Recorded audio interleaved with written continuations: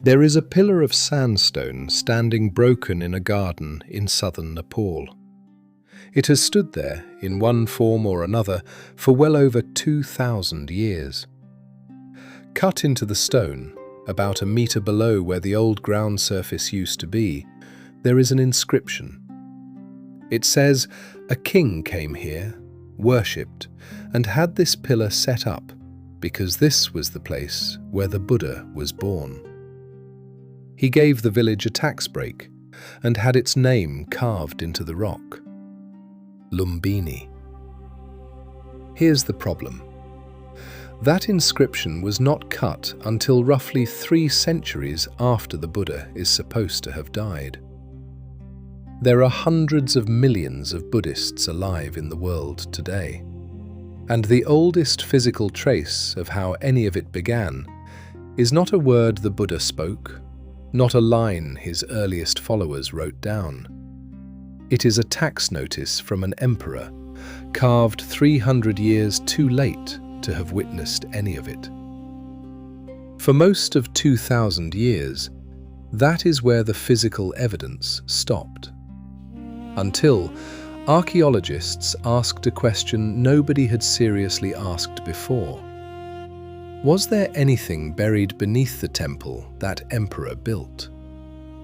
And when they finally dug, what came up may force a rethink of where this story actually begins. Lumbini sits in the Terai, the belt of subtropical lowland along Nepal's southern border with India. Flat, alluvial country, about 150 meters above sea level, cut by rivers off the Siwalik Hills. Between June and September, the monsoon fills those rivers to the bank, and the whole plain floods. By tradition, this is where Queen Maya Devi gave birth to Siddhartha Gautama while holding on to the branch of a tree. It is one of 4 places central to Buddhism. The others are Bodh Gaya, where he is said to have reached enlightenment, Sarnath, where he first taught, and Kusinagara, where he died. 3 of those 4 were relocated in the 19th century through scholarship. Researchers read the travel accounts of 2 Chinese pilgrims, Faxian in the 5th century of the Common Era and Xuanzang 2 centuries later, and matched their descriptions against the modern landscape until the places lined up. Lumbini was found by accident. In 1896, there was a rubble mound in that district, topped by a small shrine to a goddess called Rupa Devi, an image later reinterpreted as Maya Devi, the Buddha's mother. A stone shaft was sticking up out of the mound. Here's what makes that strange. The shaft was not a secret.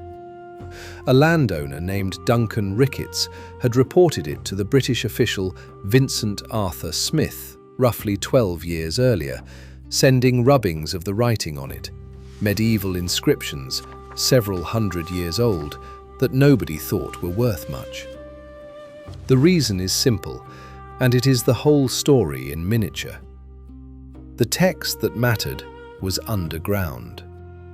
When General Khadga Shamsher Jang Bahadur Rana, then governor of Palpa, sent Nepalese workers to dig around the base of that shaft, with Alois Anton Führer of the Archaeological Survey of India involved, though accounts of exactly who stood where still conflict, they went down about a metre, and there it was.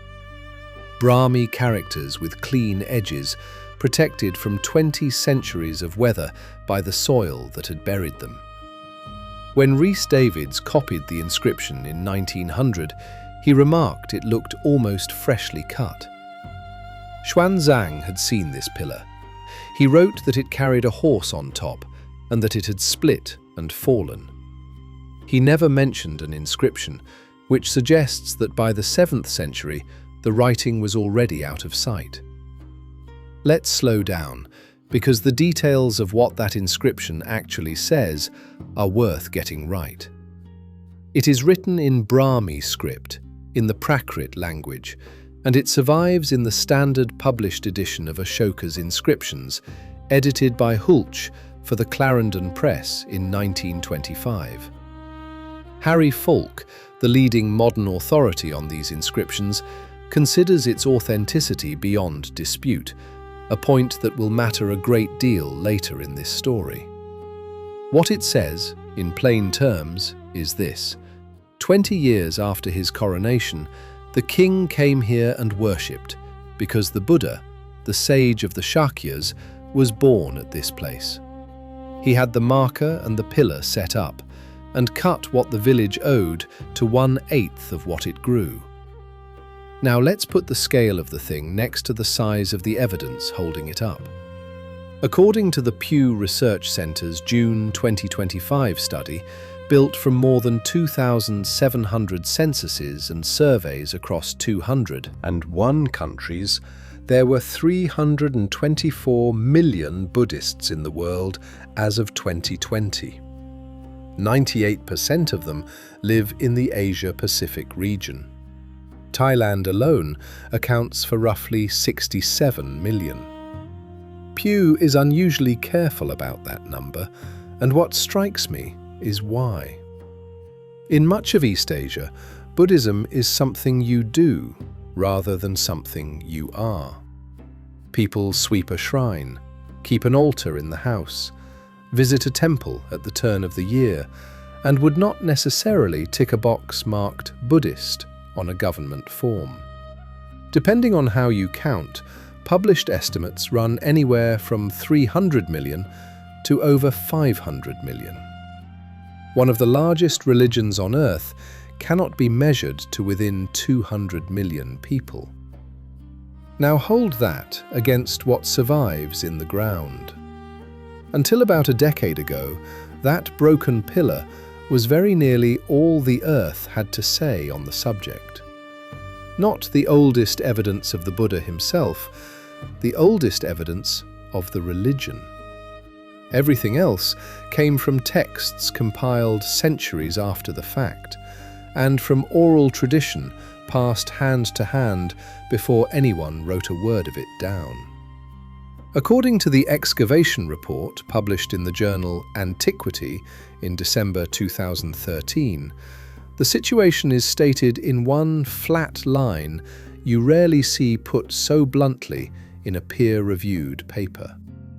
Of the man who founded one of the world's great religions, it says, "It is still uncertain when he lived." Not disputed, not contested, uncertain. That is the flaw. And for most of 2,000 years, nobody had managed to get underneath it. The king who put it there was Ashoka of the Mauryan dynasty. His reign is conventionally placed between 274 and 232 before the Common Era, and the pillar visit is dated to 249. More than 50 of his inscriptions survive on boulders and pillars across the subcontinent, and his patronage is associated with the spread of Buddhism from present-day Afghanistan to present-day Bangladesh. And that patronage created a problem serious enough that archaeologists gave it a name. They call it the Mauryan Horizon. Ashoka built in brick and stone. Whatever stood at these sites before him had been built out of something else. So, at Lumbini, at Bodh Gaya, at Sarnath, at Kusinagara, excavation kept hitting the same ceiling, massive Mauryan masonry, beautifully preserved, and beneath it, as far as anybody had reached, nothing. The sites had also been largely cleared in the 19th century, before reverting to active pilgrimage, past the reach of research for a very long time. Here's what I find striking about the Mauryan horizon. It is not a natural boundary in the earth. It is an artifact of what people chose to dig for. Look at who benefited from it staying exactly where it was. Ashoka's monuments are magnificent. They are legible, they carry inscriptions, and they can be conserved and shown to visitors. A line of holes in the dirt where wooden posts used to stand is none of those things. For most of the history of South Asian archaeology, the discipline's funding, its training, and its instincts all pointed at brick. And brick is precisely where the record of early Buddhism stops. Pull back, and you'll notice something uncomfortable in that arrangement. The earliest hard evidence for the religion is an imperial monument, which means the version of the story that survives in stone is the version an emperor thought worth paying for, 3 centuries after the fact, at the moment it was becoming useful to a state. That does not make Ashoka's inscription dishonest. It is one of the more restrained documents to survive from the ancient world. He says he came, he says why, and he adjusts a village's tax bill. But it is a state's account of a founder, not a founder's account of himself. And the question nobody asks about that pillar is what the record would look like if a king had never come. The way I read this, the Mauryan horizon was never really a horizon. It was a habit. Notice what the inscription actually does. It does not describe the Buddha. It does not quote him. It does not tell you what he taught, or how he lived, or what he looked like. It names a place, records a visit, and cuts a tax rate. That is the oldest surviving physical statement Buddhism has about its own beginning.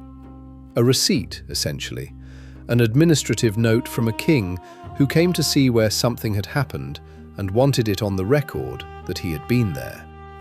And it lasted because it was buried. The medieval writing on the exposed part of that shaft, the part anyone walking past could see, was read and set aside as unimportant. The lines that mattered survived precisely because for centuries nobody could read them at all.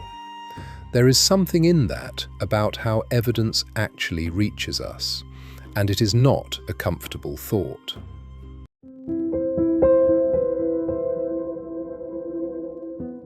Before anyone could dig beneath what Ashoka built, one question had to be settled first.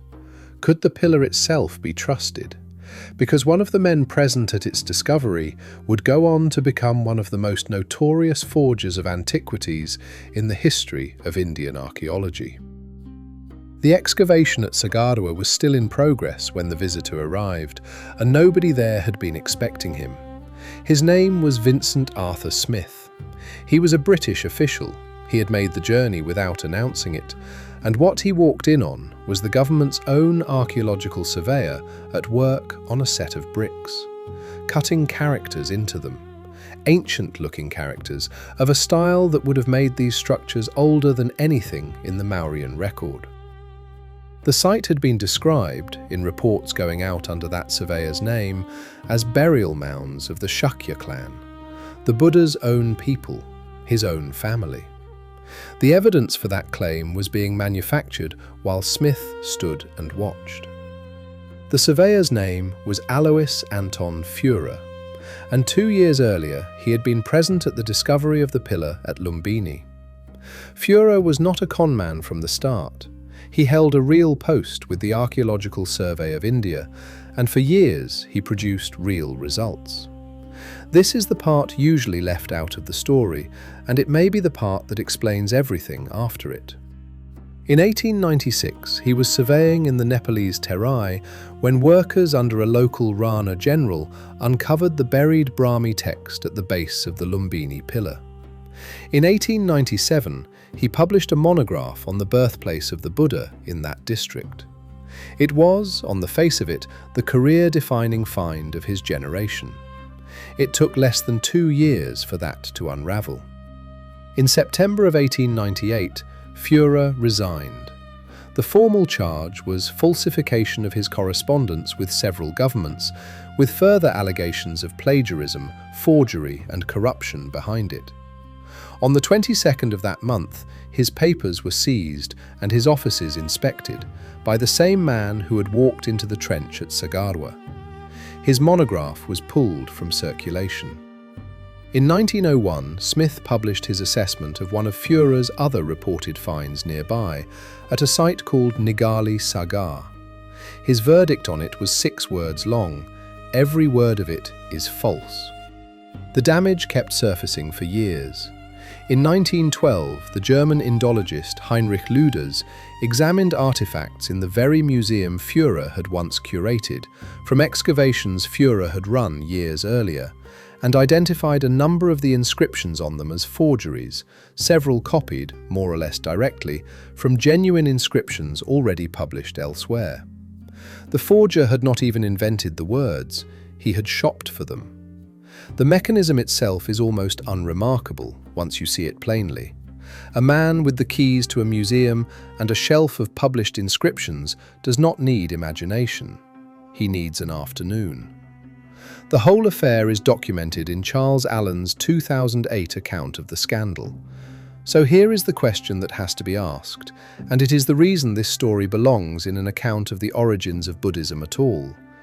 If the man was faking inscriptions at Sagawa in 1898, what are we to make of the inscription at Lumbini in 1896? The answer is unusually clear, and it comes from 2 directions.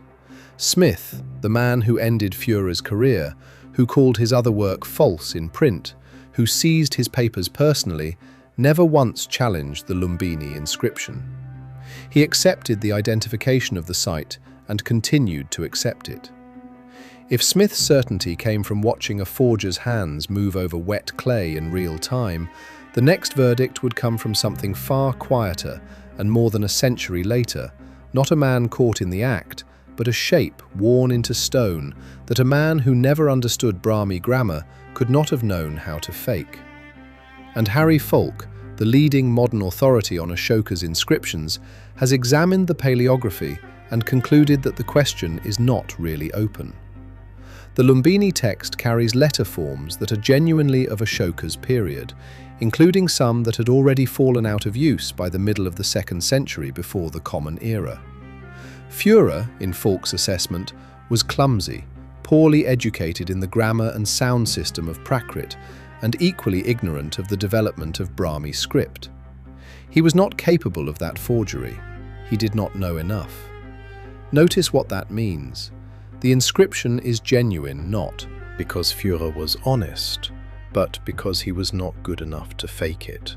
The way I read this, the Führer affair is the most useful thing in the whole topic, and not for the reason people usually enjoy it. Fraud in a discipline is not a scandal that ends. It is a debt that keeps getting paid. Lüders was still cleaning up in 1912, 14 years after the resignation. Falk was still adjudicating in this century. More than 120 years of specialists have had to spend part of their working lives establishing which of one man's finds were real, and that is time nobody got to spend on anything else.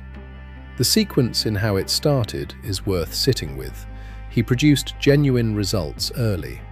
The genuine results built expectations.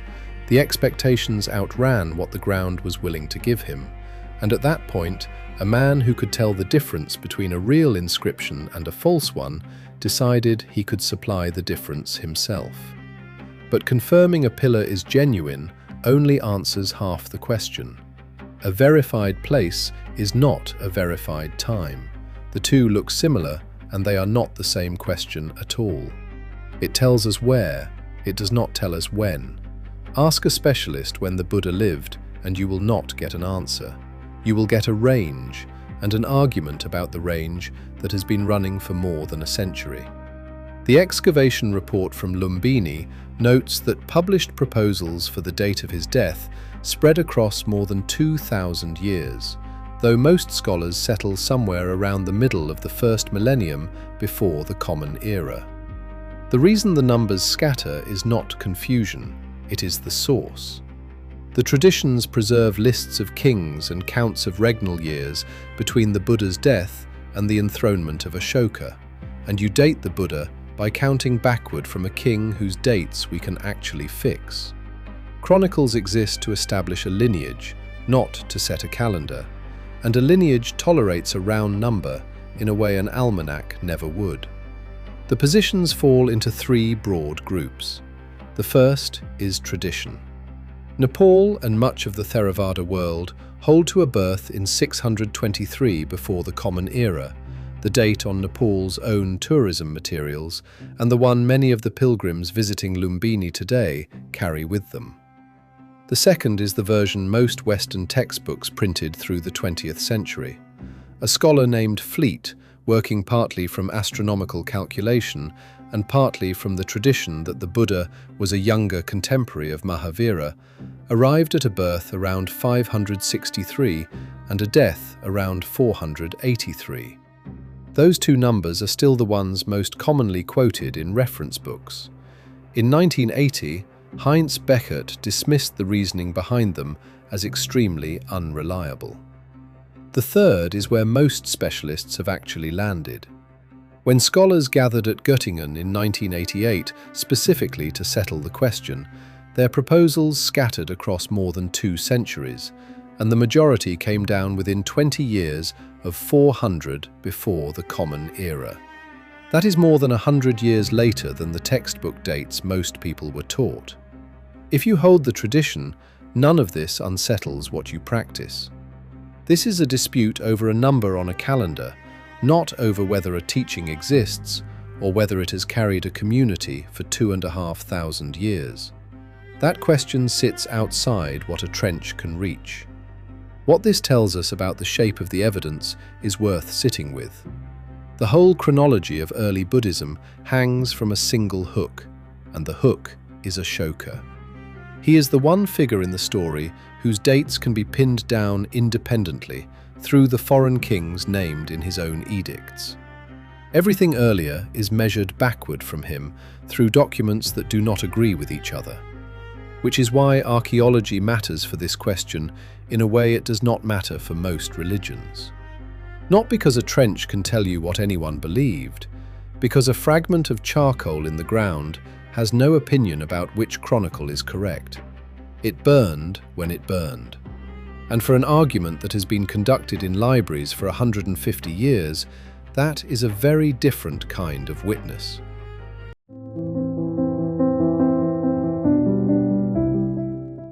And at Lumbini, that kind of witness was hiding beneath a patch of ground that held no roof tile fragments at all. Roof tiles turn up around the edge of a Buddhist temple. That is normal. A roof sheds fragments over the centuries and they settle near the walls that held it up. Notice what was missing at Lumbini. In trench C5, there were no tiles at all in the middle.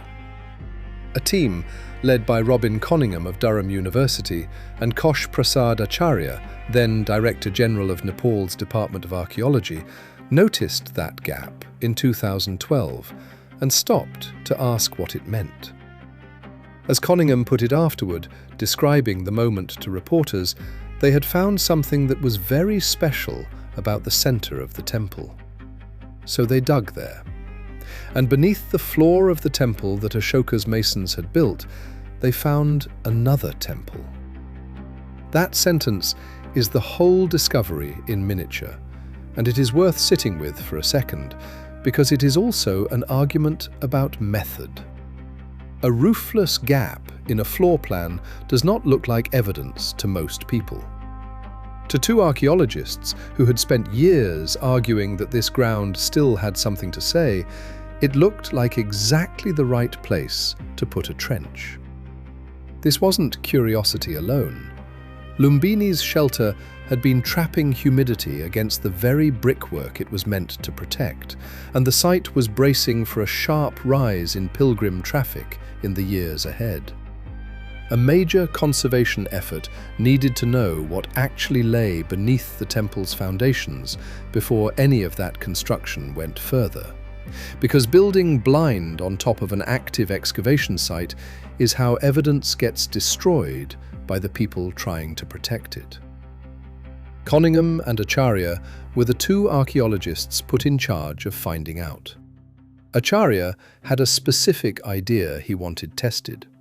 Years earlier, working on an older excavation of the same temple, he had proposed that certain deposits inside the temple's internal chambers were not construction fill, as the original excavators believed, but old land surfaces, sealed in place by the trenches Ashoka's builders had dug for their own foundations. It was a technical distinction, and it mattered enormously, because fill tells you nothing, and a sealed surface tells you when people were standing on that ground.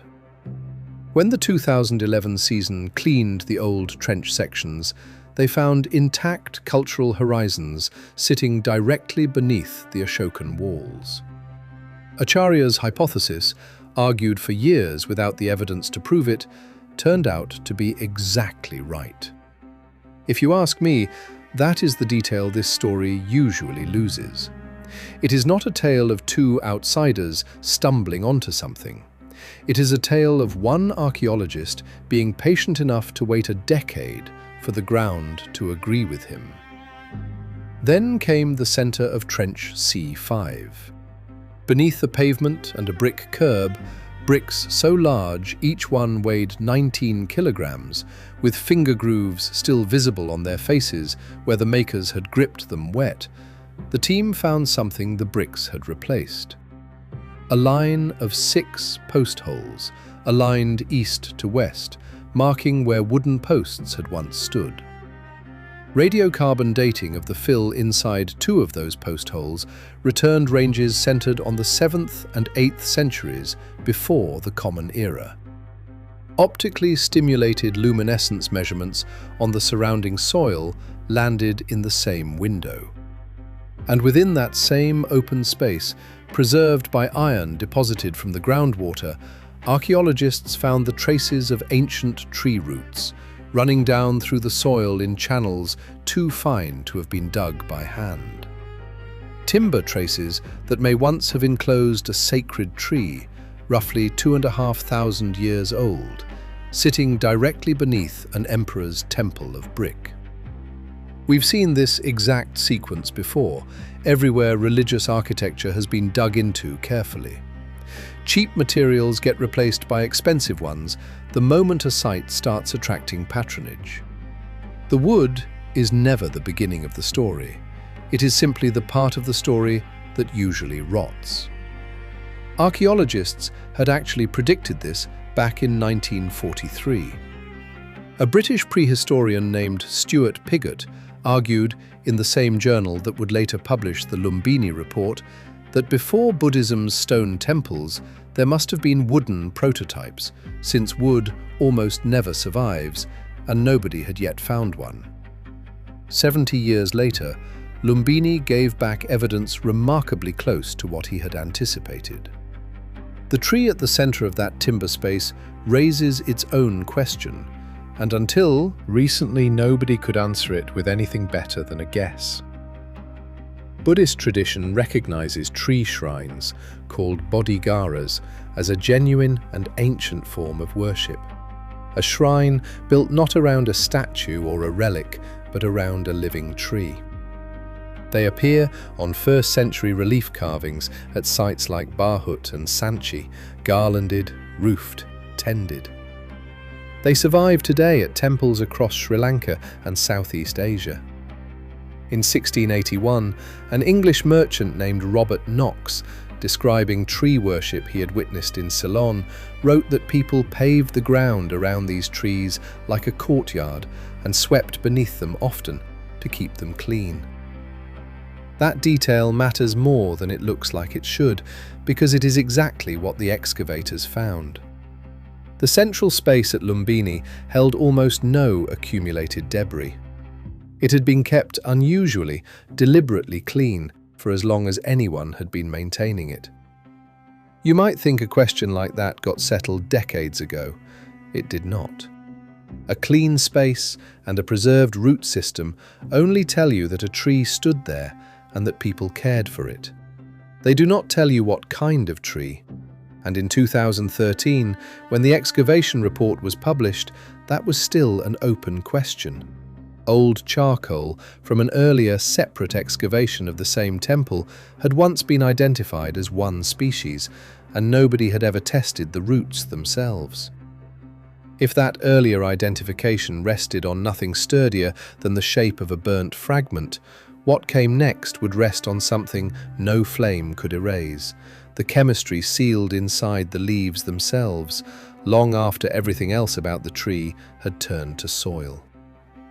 In 2025, a team of chemists analysed what was left in the soil itself and found an answer the roots alone could never have given by sight. Their method depended on chemistry rather than eyesight. Leaves decompose, but certain waxy compounds inside them do not, and different tree species leave behind different combinations of those compounds in the soil for thousands of years. The team collected fresh leaves from the 3 tree species associated with Buddhist tradition, the sacred fig, the sal tree, and the Ashoka tree, and identified which chemical signatures belonged to each one. Then they tested the soil from Lumbini itself. 2 compounds, found only in the leaves of the sacred fig, turned up throughout the temple stratigraphy, and the highest concentration of all came from the layer marking the central open space of the earliest shrine, dated to the 6th to 3rd centuries before the Common Era. The chemical signature specific to the sal tree was absent from every sample tested. The tree in that space was a sacred fig, the same species by tradition under which the Buddha is said to have reached enlightenment at Bodh Gaya, and a species already sacred in South Asia for more than 1,000 years before Buddhism existed, reaching back to religious life in the Indus civilization. What this tells us is not that the excavators were right to call it the earliest Buddhist shrine. It tells us something narrower and, I think, more interesting. A tree already sacred to the region was standing at Lumbini centuries before there is any secure evidence of Buddhism as a distinct tradition. And at some point in its long life, that same tree, or its species at least, became inseparable from the story of how the tradition began.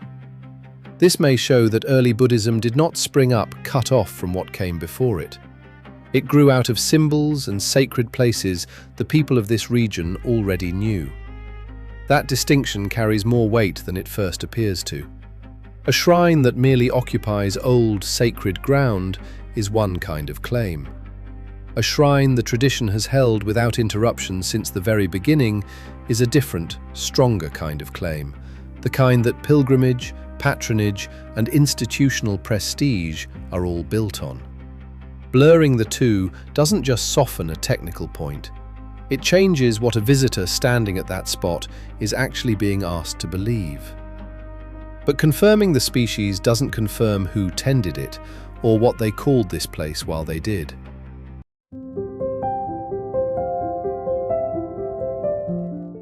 That's the line between what evidence finds and what meaning we assign it. And nowhere does that line matter more than in the question this whole story has been circling. What does it mean to know something about the distant past? Not to believe it, not to hope it, to know it, the way a scientist means the word, with evidence that would survive being handed to a stranger who wanted to prove you wrong. That question sits underneath everything this story has touched, and the honest answer, once you have looked at all of it together, is that the ground at Lumbini answers less than it seems to. Everything this story has traced so far, the inscription, the forger who turned out not to have faked it, the timber shrine, the tree identified by its own chemistry, all of it answers a version of where. None of it, on its own, answers who, or when, or what anyone standing there actually believed. The antiquity paper that reported the excavation went through peer review before it was published, and one of the 2 scholars asked to check it was Julia Shaw, a lecturer in South Asian archaeology at University College London. She approved the paper for publication. She also, when reporters asked her about it afterward, gave one of the more careful assessments anyone offered that week. She called the claim of a wooden railing around a possible tree shrine convincing but speculative. And she went further than that. Tree worship at simple altars, she pointed out, was common across ancient Indian religions long before Buddhism existed. Given how much Buddhist ritual overlaps with what came before it, what the excavators found could just as easily be an older tree shrine, one with no connection at all to the historical Buddha. The person raising the strongest doubt about the finding is the same person who helped decide the finding was worth publishing in the first place. That is not a contradiction. That is what peer review is supposed to look like. A scholar saying, in effect, this evidence clears the bar for serious discussion, and here is exactly where the argument still has to be made. Convincing, she said, not proven. Speculative, she said, not false. And when she raised the possibility of an older, unconnected tree shrine, she left it exactly there, a possibility on the table, not a rival conclusion she was pushing. Shaw was not trying to win an argument, she was trying to keep one honest. Ruth Young, of the University of Leicester, made a similar point more bluntly. Archaeologists, she has observed, love claiming they have found the earliest or the oldest of something. It is an occupational habit, and it is worth remembering every time a headline uses the word first. None of this is an accusation of dishonesty. Coningham's team ran the radiocarbon dating, published the numbers, and let other specialists check their work in the open, which is precisely how the discipline is supposed to function. What Shaw and Young are describing is something quieter, and in some ways, more troubling. Nobody has to falsify a single measurement for a field to still end up biased toward the word earliest. The incentive sits one level up, in what gets published, what gets covered, and what gets remembered 5 years later. Look at who benefits from an arrangement like that. Not the ground, which does not care what anyone calls it. The career that gets the magazine cover. It is the same dynamic on a smaller stage as almost everything else in this story. A discipline, a tradition, and a public, all wanting the ground to say something more definite than it is actually willing to say. That tension does not stay contained in archaeology. It runs straight through to the harder question this whole story has been circling. If the evidence at Lumbini cannot say with certainty who used this place, or what they believed while they stood there, the next question is harder still. Beyond tradition, and beyond texts written long after the fact, what evidence connects any of this directly to a person named Siddhartha Gautama at all? In 2017, David Drews of the Department of Religion at the University of Manitoba published an argument in the field's principal journal that a great many specialists found impossible to ignore. Let's be precise about what he did and did not claim, because it is easy to hear this wrong. He did not argue that the Buddha never existed, and he is not part of any consensus that says so. There is no such consensus. His argument was narrower and in some ways harder to answer. In more than 2 centuries of scholarship, he wrote, nobody had actually established that a historical Buddha existed, that the phrase itself describes a conclusion the evidence was never strong enough to support in the first place. The way I read his argument, it is less an attack on the Buddha and more an attack on a habit of language.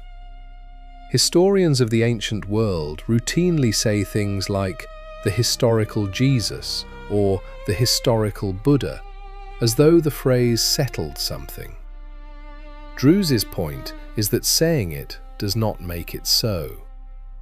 3 scholars, Oscar von Hinuber, Brian Levman, and Alexander Wynne, published responses in 2019. Their argument, in short, is that reliable historical facts can be drawn carefully from documents written centuries after the events they describe, provided the method used to draw them out is rigorous. Levman, in particular, proposed a set of tests Druze had not addressed. Among them, whether a detail in the early texts is corroborated by sources outside the Buddhist canon, and whether any plausible alternative explanation exists for where the teachings actually came from, if not from a single founder. Druze replied to them in 2023. The argument, as far as anyone outside that journal knows, is still open, a live disagreement about how much confidence the evidence supports, not a finding that the man in question was invented. If you hold the tradition, none of this should unsettle what you practice. What Druze is disputing is a specific claim historians make about the limits of their own evidence, not whether a path of teaching exists, not whether it has been carried forward faithfully for 2,500 years, and not whether it works for the people who walk it. Those questions sit outside what a trench or a footnote can touch. What this tells us, I think, is something about the honesty of the whole field at its best. 2 centuries of scholarship built a phrase, the historical Buddha, without ever quite proving it could bear the weight being put on it. That is not a scandal. It is what happens when a discipline is honest enough to eventually check its own foundations, the way Conningham's own team invited Shaw to check theirs. A charcoal fragment can be dated to within a few decades. It cannot tell you who lit the fire, or what he believed, or whether he was one man, or a compression of several men remembered as one. Charcoal dates a fire. It does not date a founder. For most of 2,000 years, the man who gave Buddhism its name existed only in memory, carried forward in texts written down long after his death, and in a chain of teaching that never broke. The ground, when it finally answered, did not give that man back to us. It gave back a pillar cut by a king who came 3 centuries later. Timber traces of a shrine built around a living tree, a tree whose species took until this decade to confirm, and a man whose only crime, in one small corner of the record, was not being skilled enough to get away with a lie. The ground did not give us the Buddha. It gave us traces of a place, the people who tended it, and the memory that slowly gathered around him. That is a smaller thing than certainty. It may also be the only honest thing archaeology was ever going to be able to hand back. Go back to that garden in southern Nepal, to the stone still standing broken where it has stood for 2,000 years. It has not moved. It has not said one word more than it said the day Ashoka's masons cut it. Everything this story actually found, the temple beneath the temple, the tree beneath the temple, the argument beneath the tree, was never in the stone. It was always underneath it, waiting for someone to ask what was there before the emperor came. The candle burns low. The questions don't. Until we meet again, stay curious.